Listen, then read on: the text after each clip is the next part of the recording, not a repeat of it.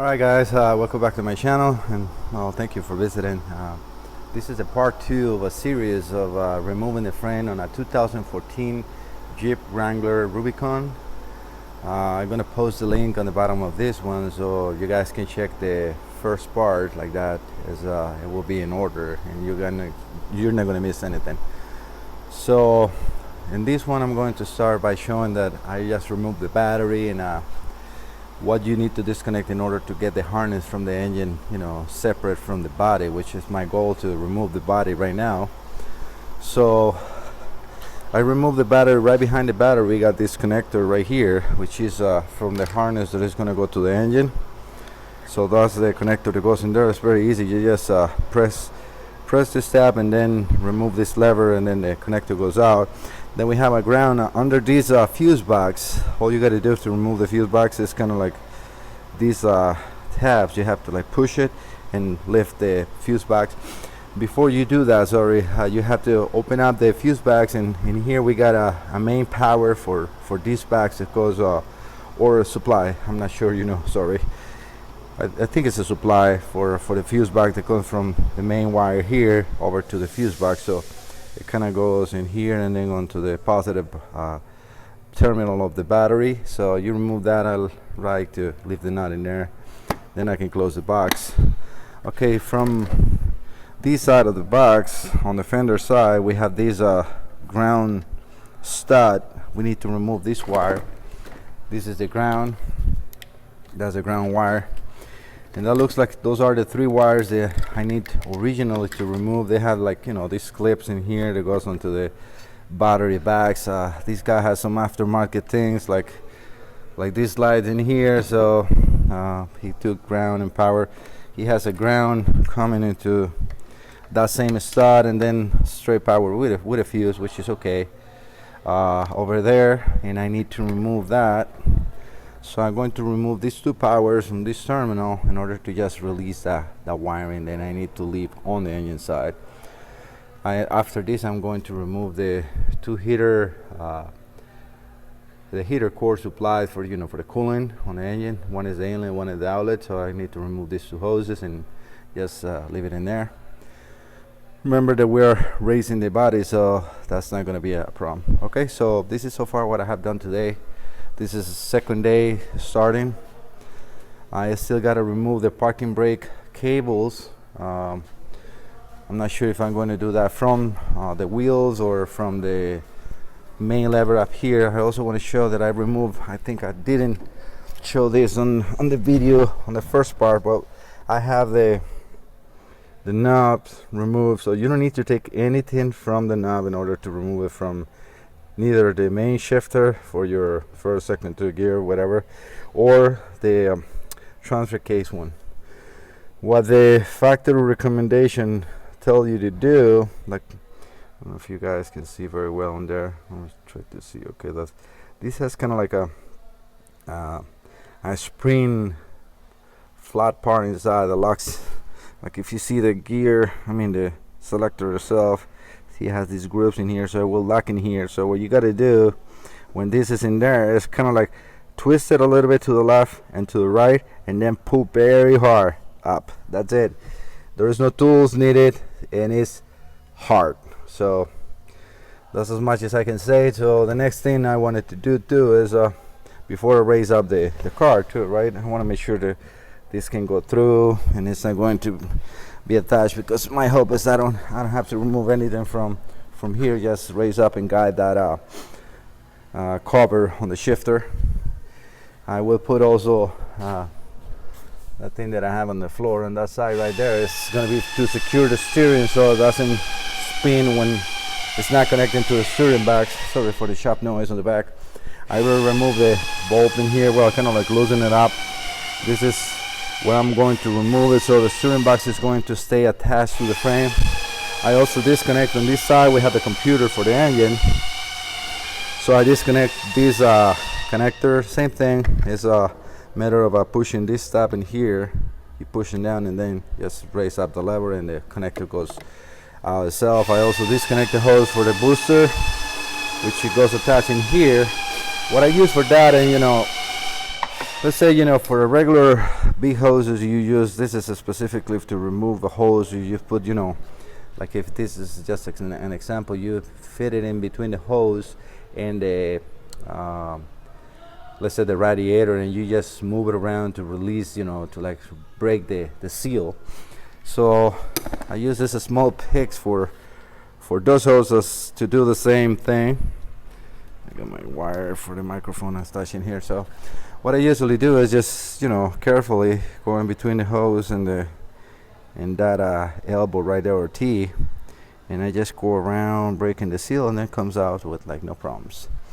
I did put some I removed already the brake lines too. I put something to cover here. I tried to find something for the lines, but it's just not working on the lines. My main concern is the ABS pump, because I don't want nothing to get in there. So that's perfect in there, is sealed. I got this one from condensers, AC condensers. When they come with like that, so that's, you know, no dust or nothing gets in it. So I always save them for me to use later.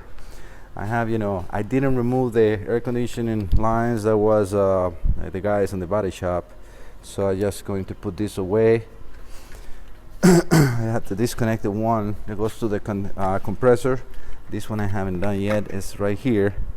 So I have to remove this one, because as you can see, those are the two lines that goes into the back of the engine inside the car. So I have to make sure that these two hoses are freeze in order to the frame to come up. Everything else is looking good. I just gotta again disconnect some of the wiring and make sure that I'm free to go. Okay, this is just a starting. Stay tuned, guys. All right, we're done. We have the air conditioning hose disconnected. I'm going to show you. This is something that is very important.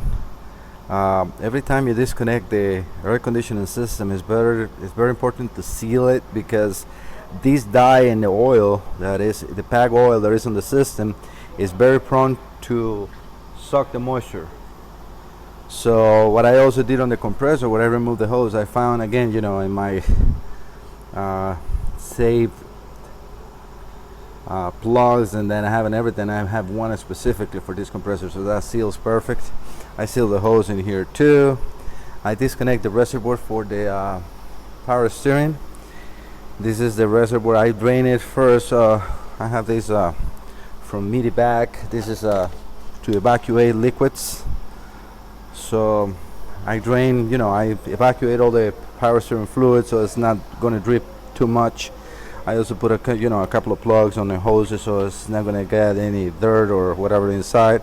This part is going to stay on the frame, and this is going to stay in the engine. That's why it's very important. And I'm going to try to find a plug for that power steering pump in here. I mean, at least it's not going to constantly stay dripping in there. But that's it, so I will keep going there. So unplugging the parking brake cables is actually not so bad in here. Let me show you how I did it. So this is where the parking brake cable is attached. It goes into this lever here that goes into the parking brake, which is kind of like a drum on the rotor itself. And if you see, this has like a hook, so it just, you know, like hooks into there. And then what I did is with a needle nose plier, I pushed these clips in here. They are like, you know, you fit this through here like that. So these little metal levers are the ones that hold it in place. So you just squeeze it together, pull the cable out, and then this spring is going to be on this. Let me get my hand out of the way.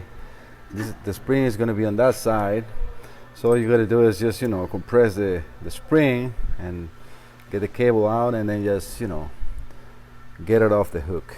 Well, I also disconnect the ABS connector, the wiring that goes, you know, attached into the rear differential housing in here, and also on the chassis, because again I will be removing everything, so might as well do it now that is, you know, everything is underneath, so might as well do it here that I got plenty of room on the jack. So these cables are going to be there. Okay, those will stay with the car. Alright, so I'm going to do the other side. what else did I did? I think for now that's it. I am getting some of the parts. I got the brand new cat oil converter waiting in here. I got this is the front driver's side axle. All this is OEM. So this is the axle shaft for the driver's side again. I have also the bars that goes onto the front housing. These are this bar here. We have this one and this one, so it's two on each side, one lower, one upper one. So I got those in here too. So I got a lot of the parts, not everything. I still missing the front shaft they got damaged. Oh, I also have the motor mount. That's the driver's side motor mount. That's the one. So I'll be replacing that as well. But I will do that when I got all the body out. Okay, finally the body is apart from the chassis. Still got a lot of work to do to move all the suspension, all the wiring, all the brake lines, evap lines, the tank, and so on to the other one.